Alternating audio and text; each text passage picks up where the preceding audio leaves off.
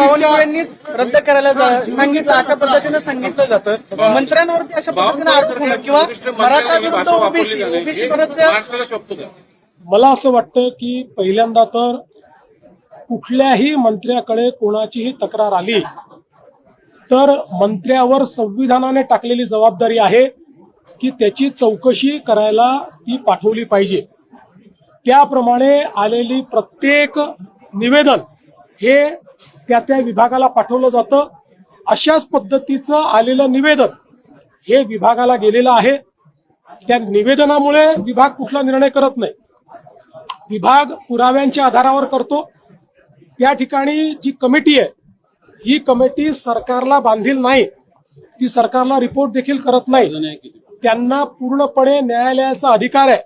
त्या अधिकारात त्यांनी घेतलेला निर्णय, त्या निर्णयापासून कोणी जर दुखी झालं असेल तर मागच्याच महिन्यात आपलं जे सेशन झालं त्या अधिवेशनामध्ये आपण ॲपिलेट ऑथॉरिटी तयार केलेली आहे.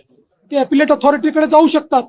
पण केवळ एखादा मंत्री ओबीसी आहे म्हणून त्याला अशा पद्धतीनं टार्गेट करणं हे योग्य नाही.